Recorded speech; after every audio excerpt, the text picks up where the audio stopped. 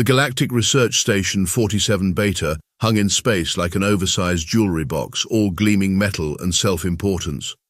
Its inhabitants, the supposed brightest minds in xenological studies, spent their days categorizing, analyzing, and most importantly, though not officially listed in any mission statement, looking down their various respiratory appendages at the primitive species they studied. And then, wheezed Dr. Krixner, her translucent membranes quivering with amusement, they actually think running toward danger is brave. Can you imagine? A species that evolved on a death trap of a planet actually believing that their suicidal instincts are admirable. The assembled researchers burst into what could generously be called laughter, though it sounded more like a malfunctioning atmospheric recycler having a seizure. Their break room, decorated with holographic representations of their latest research subjects, currently displayed a rotating image of Earth. The planet spun slowly, its deadly features highlighted in warning red: tectonic activity, extreme weather patterns, and vast oceans of dihydrogen monoxide. Dr. Zixitral, the station's leading xenobiologist, extended his primary sensory stalk for a better view of the presentation. His secondary stalk swayed with professional interest, while his tertiary ones, the ones his colleagues couldn't see, twitched with barely contained excitement. "Did you know," he announced, his voice resonating through his speaking chambers with the smug tone of someone about to drop what humans would call a scientific bombshell, "that they actually invented their space travel technology while still fighting among themselves? They hadn't even achieved species unification." This revelation prompted another round of wheezing laughter. A junior researcher, fresh from the prestigious Academy of Xenological Studies on New Varix, actually expelled some of his respiratory fluid in shock. "Clean that up, Plix," Dr. Zixitral commanded, his primary stalk swiveling toward the embarrassed junior researcher. "We're not primitives here." The implied comparison sent another ripple of amusement through the room. The station's central AI chimed in, its perfectly modulated voice carrying just the right note of artificial civility. "Reminder, the human diplomatic vessel will dock in approximately 3 standard cycles. All personnel are required to complete their sensitivity training modules." "Sensitivity training," Dr. Krixner's membranes fluttered again, "as if we need to be sensitive to a species that thinks punching things is an acceptable problem-solving method. Did you see the latest behavioral study? They actually produce endorphins during physical exertion. They enjoy pain." Zixitral raised all his sensory stalks in the universal gesture of academic superiority. "That's precisely why they're such fascinating subjects. Their primitive responses to environmental stresses make them perfect for our evolutionary regression studies. The Council has approved my proposal for a long-term observation project." The assembled researchers buzzed with interest. Long-term observation projects meant funding, and funding meant job security, even if it involved studying a species that thought jumping out of perfectly functional aircraft was a recreational activity. "Remember," Zixitral continued, his speaking chambers modulating to their most authoritative frequency, "when they arrive, we must maintain our professional demeanor, no matter how amusing their behavioral patterns may be." He paused for effect. "Save your observations for the private research channels." This prompted knowing gestures among the staff. The private research channels were where the real scientific discussion happened, unencumbered by diplomatic niceties or concern for primitive sensibilities. As the break room began to empty, Zixitral remained, studying the rotating image of Earth. "Such a violent place," he mused. "Constant atmospheric disruptions, aggressive fauna, and a dominant species that had somehow survived it all by being just as aggressive as their environment. How fortunate they were, the civilized species of the galaxy, to have evolved on sensible planets with stable environments and rational development paths. These humans, these Deathworlders, were nothing more than an amusing curiosity, a footnote in the grand academic pursuit of understanding life in all its forms." Zixitral's tertiary stalks twitched again with barely suppressed glee. This project would make his career. After all, what could possibly go wrong when studying a species that considered caffeine a food group? The station's AI chimed again. 2 standard cycles until human arrival. Please ensure all containment protocols are up to date." Containment protocols, as if they needed such primitive security measures in their advanced research facility. But regulations were regulations, even when studying beings who thought using fermented grain for recreational purposes was a good idea. Little did they know, those containment protocols would soon prove woefully inadequate, not for containing the humans, but for protecting the researchers from what was about to unfold. The docking procedures were executed with what the station staff considered excessive caution. After all, how much damage could a single human vessel possibly cause? The human ship, dubbed Endurance, how typically dramatic of them, approached at what Zixitral noted was an unnecessarily precise vector. "Look at how they waste fuel on redundant course corrections," he commented to Dr. Krixner, who was monitoring the approach alongside him, as if our docking AI couldn't compensate for minor trajectory variations. The ship's exterior was disappointingly utilitarian, all function and no form.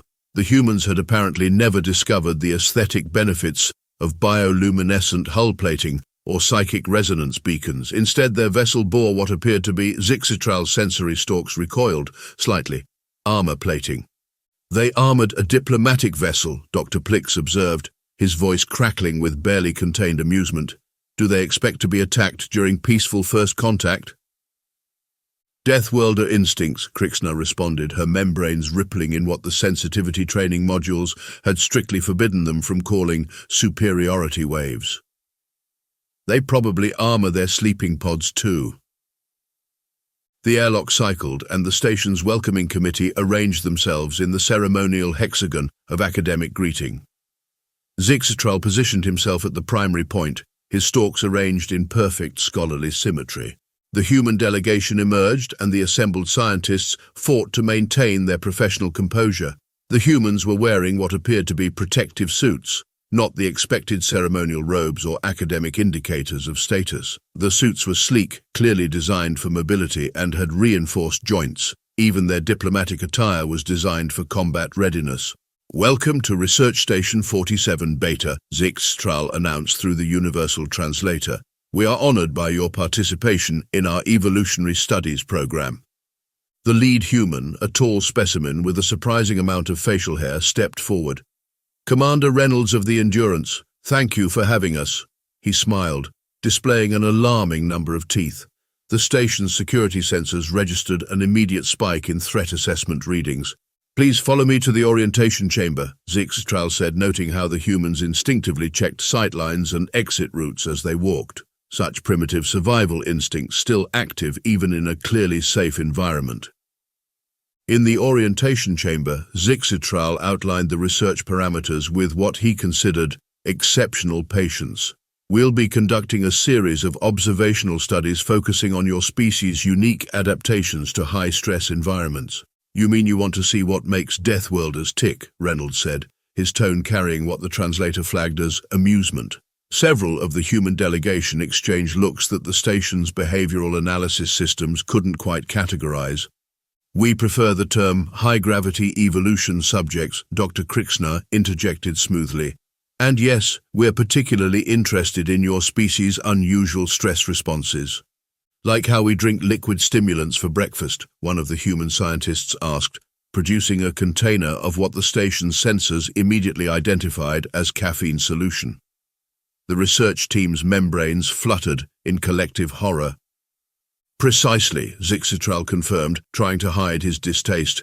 "We'll begin with basic environmental adaptation tests, nothing too strenuous."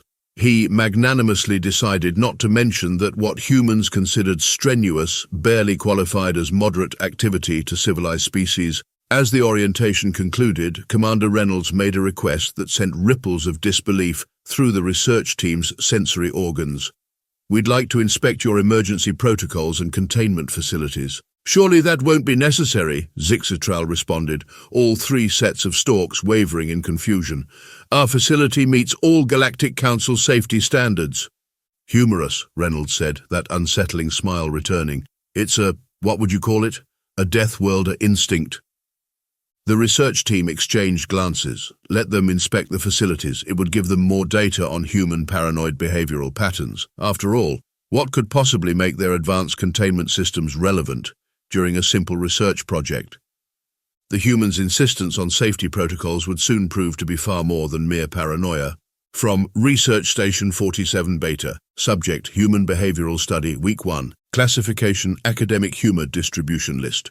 The humans continue to display fascinating primitive behaviors, Dr. Zixitral dictated into his research log, while his tertiary stalks twitched with what he would never admit was nervousness. For instance, they perform daily ritual movements they call exercises in gravity levels we specifically set to be comfortable for their species. The observation chamber was currently displaying 4 of the human specimens engaged in what the research team had dubbed voluntary stress positions. They were lifting and putting down weighted objects repeatedly for no apparent practical purpose.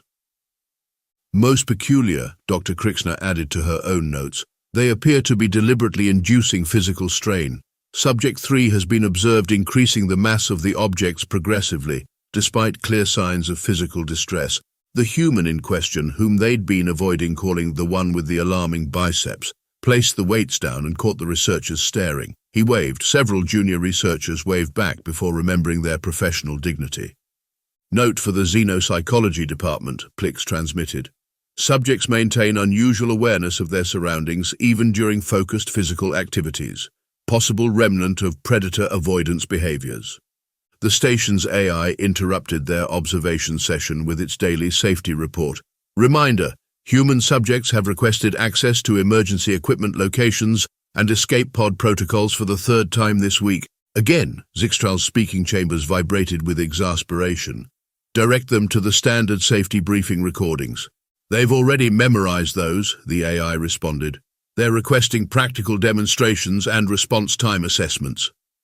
Dr. Krixner's membranes rippled in what was definitely not concern. They've memorized our emergency protocols? All of them? Affirmative, the AI confirmed. They've also submitted 27 suggestions for protocol improvements and requested information about the station's structural weak points. Typical Deathworlder paranoia, Zixitral declared, though his secondary stalks drooped slightly. Document it as another example of their species' inability to feel secure in controlled environments. Later that day, during the designated nutrition intake period, the research team observed more puzzling behaviors. The humans had insisted on preparing their own food, citing concerns about cross-contamination, despite the station's perfectly calibrated nutrition synthesizers. They appear to be applying controlled thermal damage to organic matter, one of the junior researchers reported, watching as Commander Reynolds operated something called a portable hot plate. And they're adding chemical compounds to alter the flavor, another noted. Substances that would be considered defensive toxins on most worlds. The humans called it cooking and had apparently turned it into both an art form and a social activity. Even more baffling, they had offered to share their creation with the research team. Absolutely not, Zixitral had declared. Cross-species consumption is strictly forbidden by protocol. He tried to ignore the way the humans exchanged knowing looks at his refusal. The next day brought even more peculiarities. The human diplomatic team had begun what they called routine maintenance checks on their protective suits. The sight of them methodically inspecting and reinforcing their equipment sent an inexplicable shiver through the observation team's sensory membranes. They maintained their protective gear even in a controlled environment, Plix noted, his usual enthusiasm somewhat subdued.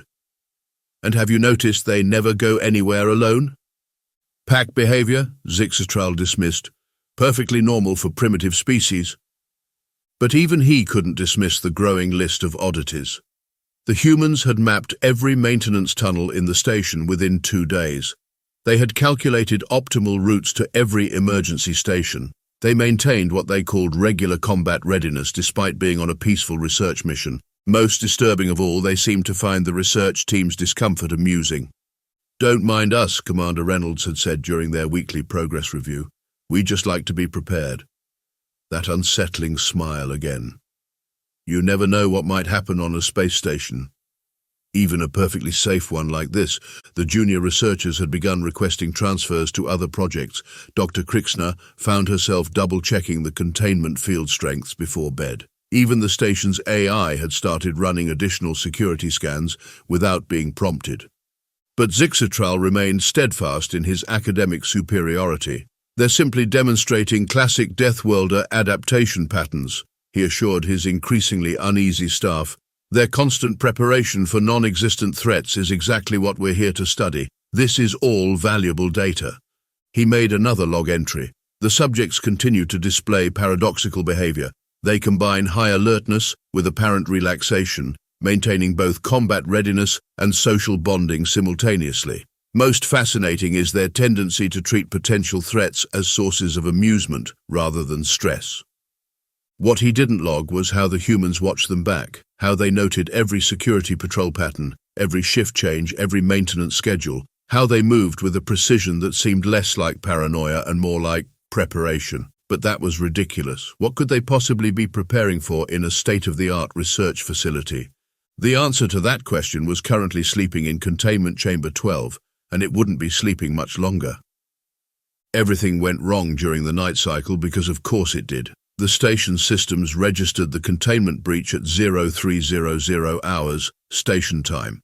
The first sign wasn't an alarm, it was silence. The constant reassuring hum of the containment field generators in Section 12 simply stopped. Impossible, Zixistral declared when the AI woke him. The backup systems are not responding, the AI interrupted, its usual smooth tones carrying an edge of urgency. Containment chamber 12 is registering negative pressure. The specimen is no longer detected within the designated area. The specimen, the Nexu beast from Garrick's Prime, another lovely death world they'd been studying. 9 feet of muscle, toxin, and evolutionary proof that nature had a sick sense of humor. And now it was loose. The station's alert system activated, filling the corridors with pulsing amber light. Warning. Containment breach detected. All personnel return to quarters immediately. This is not a drill. Repeat. This is not a drill. Dr. Krixner's voice crackled over the emergency channel. Security teams reporting no visual on the specimen. How did it bypass the motion sensors? It didn't, the AI responded. The sensors were registering its movement. The containment protocols simply failed to activate. In the human quarters, the reaction was drastically different from the panicked scramble of the station's regular crew. Commander Reynolds was already suited up when Zixitral's emergency transmission reached them. 47 seconds, one of the humans noted, checking a timepiece. Told you they'd take over a minute to alert us. Containment breach? Reynolds asked through his suit's comm system, sounding almost bored. The one we warned you about 3 days ago when we noticed power fluctuations in Chamber 12? Zixitral's speaking chambers constricted in shock. They had dismissed those concerns as more Deathworlder paranoia. The station shuddered. Something heavy impacted a bulkhead several decks below. The sound of rending metal echoed through the ventilation system. Station lockdown initiating, the AI announced. All bulkhead sealing, emergency protocols. The lights went out. When the emergency power kicked in 10 seconds later, Zixitral found himself staring at the human diplomatic team through his office viewing screen. They were fully armed. Where had they been hiding those weapons? And moving with practiced precision through the corridors. Your containment procedures have failed, Reynolds stated flatly. We're implementing emergency protocol Delta. There is no protocol Delta in our... There is now, Reynolds cut him off. AI, give me station-wide. A pause. Attention all personnel. This is Commander Reynolds. A Class 3 Predator is loose on the station. All non-combat personnel are to shelter in designated safe rooms immediately. This is not a request. Another crash echoed through the station, closer this time, much closer. But our security teams, Zixitral began, are not equipped to handle this, Reynolds finished. Trust me, we've read their training protocols. That smile again, but now it looked different. Less diplomatic, more predatory. Now, if you'll excuse us, we have a hunt to organize. The last thing Zixitral saw before the humans cut the transmission was them checking their weapons with practiced efficiency. He suddenly remembered something from the initial Earth studies. Humans hadn't just survived their death world, they'd conquered it, and now they were going hunting. The station's security hub had never seen such efficient chaos. Commander Reynolds and his team had commandeered the space with a speed that left the regular security staff blinking in confusion with their tertiary eyes. Multiple holographic displays showed the station's layout with red markers indicating confirmed signs of the creature's passage. The perfect storm of arrogance and incompetence, Reynolds muttered, checking the power distribution logs. No redundant security circuits, minimal backup generators, and they kept a Class 3 predator behind a single containment field. Dr. Zixitral, who had finally gathered enough courage to join them in the hub, bristled. "Our containment systems are state-of-the-art." "Your containment systems," one of the human scientists interrupted, not looking up from where she was reconfiguring the motion sensors, "are designed by people who evolved on worlds where the most dangerous predator is equivalent to an angry hamster." The security feed showed the creature's path of destruction. 3 laboratories destroyed, 2 storage bays compromised, and claw marks on walls rated to withstand micrometeor impacts.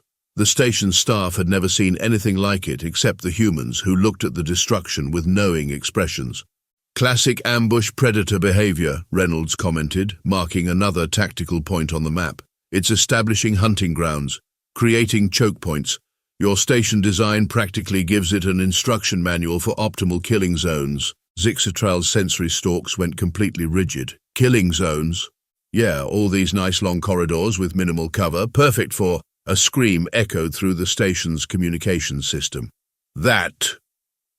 The humans moved like liquid metal, 2 headed for the source of the scream while others began sealing off escape routes. They weren't just coordinated, they were synchronized, moving with a precision that spoke of evolution's cruelest lessons. "How are they doing that?" Dr. Crixner whispered, her membranes rippling in disbelief. "They're moving faster than our security response units." "Because they're not thinking about it," the remaining human technician explained, still casually modifying the station's systems. "This is all instinct, pattern recognition, threat response, things you learn growing up on a world that's constantly trying to kill you." Through the security feeds, they watched the humans in action. They didn't move like the civilized species of the galaxy. There was something almost predatory in their movements, something that made the station staff's primitive hindbrain centers fire warning signals. "Target spotted in Section 7, one of the humans reported. The creature lunged through a doorway, all fangs and claws and evolutionary perfection. The station staff expected screams, panic, retreat. Instead, the humans laughed. "That's it?" Reynolds' voice crackled over the comm. "That's your apex predator? Hell, we've got worse than this in Australia." The creature charged. The humans didn't retreat. They advanced, spreading out in a containment pattern that seemed more instinct than training. Their movements were eerily similar to the very predator they were hunting, all controlled aggression and calculated risks. "Are they—" Dr. Plix's voice trembled. "Are they enjoying this?" The answer came in the form of more human laughter as they forced the creature to retreat down their chosen corridor. They weren't just fighting it, they were herding it, using their understanding of predator psychology to manipulate its movements. "Your species," Zixitral managed, watching as the humans systematically cut off every escape route. "You're not just from a deathworld, are you?" "Oh, now he gets it," the technician chuckled. "We're not just from a deathworld, Doctor. We're the reason it's called a deathworld, the apex predators of a planet full of apex predators, the nightmare that nightmares have nightmares about." The security feeds showed the humans closing in on their prey. The creature, for the first time, showed signs of fear. It recognized something in these strange bipedal beings, something familiar, the look that all predators share when they realize they're no longer at the top of the food chain. "But you're diplomats," Crixner protested weakly. "Scientists, civilized beings." "We're humans," the technician corrected, bringing up another security feed. "We climbed to the top of our evolutionary ladder over millions of years of being prey, then predator, then something worse, survivors. We built civilization not because we needed to escape our nature, but because we chose to, and we never ever forgot what we're capable of." The creature howled somewhere in the station's depths. The sound was meant to instill terror, to freeze prey in place. The humans' answering battle cries made it sound like a kitten's mewl in comparison. "Now," the technician said, switching feeds to show the hunt's progress, "watch and learn why you never underestimate Deathworlders." The security hub had become an impromptu theater for the most incredible show the station staff had ever witnessed.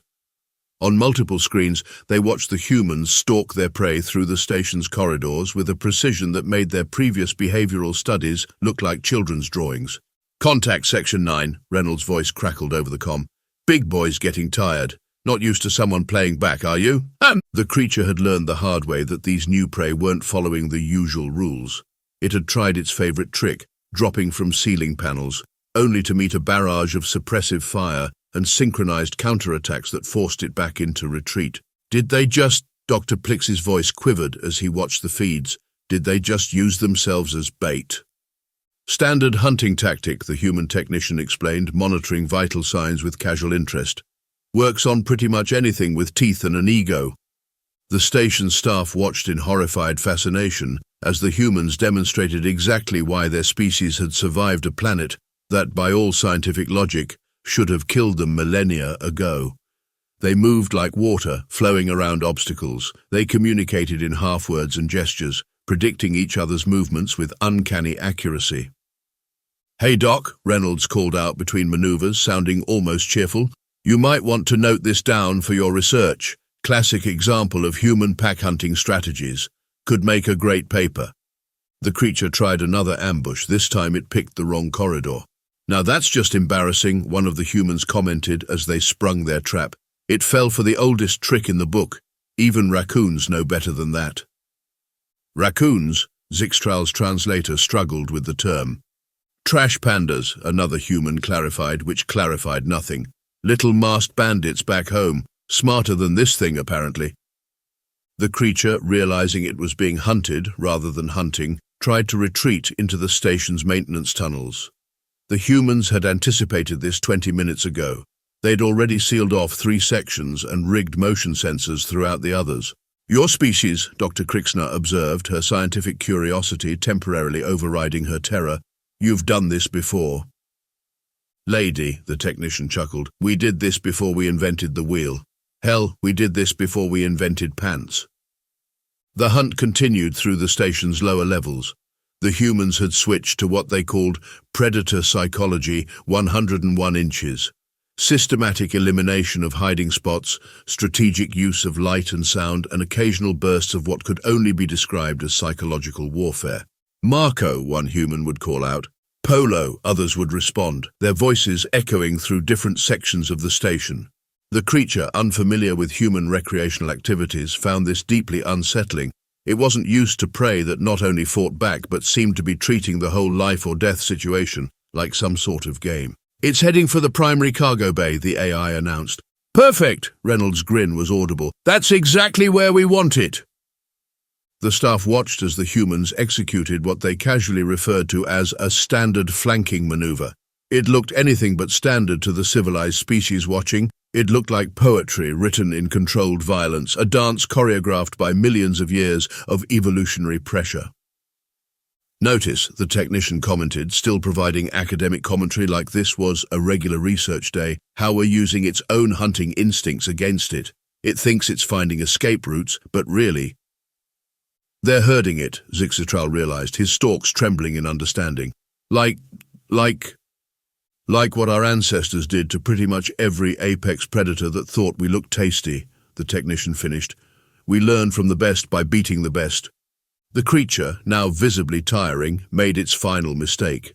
It charged what looked like an exposed position, thinking it had found a weak point in the human formation. "Oldest trick in the book," Reynolds announced with professional satisfaction. "Doctor, you might want to look away. This next part isn't covered in your sensitivity training." What happened next would require several new categories in the station's xenobiology research database. The humans moved with synchronized precision, cutting off every escape route. The creature, finally understanding its position, did what all cornered predators do. It attacked. This, as it turned out, was exactly what the humans had been waiting for. "You know," Reynolds commented afterwards, securing the now thoroughly subdued creature for transport, "back home, this would barely qualify as a Tuesday morning workout." The station staff, watching from their various hiding spots and security stations, found themselves re-evaluating every assumption they'd ever made about their research subjects. The humans hadn't just survived their encounter with an apex predator, they'd turned it into an impromptu field exercise, complete with running commentary and what appeared to be a scoring system. 7 minutes and 23 seconds, one of the humans announced, checking their timepiece. "Pay up. Told you we'd have it done in under 10. The creature, now securely contained, looked almost relieved to be going back to its cell. At least there it wouldn't have to deal with the unsettling realization that it had somehow gone from hunter to hunted in the span of an hour. "So," Reynolds asked, turning to the still shocked research staff, "any other specimens you'd like us to field test for you?" The cargo bay had transformed into an arena of final revelations. The creature, backed into its last defensive position, faced something it had never encountered in its evolutionary history. Prey that had turned the tables so completely that the roles had reversed. "You know what's funny?" Reynolds said, checking his weapon with casual efficiency. "If you'd just asked us about proper containment protocols when we first arrived, we could have avoided this whole situation. But no, you had to do it the hard way." The creature, sensing its diminishing options, unleashed what should have been its ultimate weapon, a roar that had evolved specifically to paralyze prey through sheer sonic impact. The sound bounced off the cargo bay walls, a primal statement of dominance that had worked on countless worlds. The humans laughed. "That's adorable," one of the team members said. "Sounds like my neighbor's cat when I forget to feed it." Dr. Zixatral, watching from the relative safety of the observation deck, couldn't process what he was seeing. The humans moved with a fluidity that defied his understanding of bipedal locomotion. They weren't just coordinating, they were anticipating, moving through space like they'd choreographed this confrontation eons ago. The creature made its final mistake. It lunged at what it perceived as the weakest member of the human group. Instead of scattering in panic, the humans converged. Their movement wasn't just tactical, it was instinctive, honed by countless generations of ancestors who had faced down threats just like this. "And that," Reynolds announced as they smoothly neutralized the threat with almost dismissive efficiency, "is why you don't jump at someone whose species invented parkour for fun and MMA as a hobby." The creature, now properly contained in a human-designed security field, looked distinctly unhappy about its life choices. It had the confused expression of a predator that had just received an evolutionary wake-up call. "Did we remember to record all that?" one of the humans asked, already stowing their gear. "My kids back home are never going to believe I missed their soccer game for something this basic." The station staff, emerging from their various hiding spots, found themselves confronting a fundamental shift in their understanding of the universe. Their carefully constructed hierarchy of civilized species versus primitive deathworlders had just been turned on its head. "In case anyone's taking notes," Reynolds added, addressing the stunned xenobiologists, "this would be an excellent time to update your research parameters. Might I suggest a new category, something along the lines of why you don't mess with species that invented hot sauce for fun?"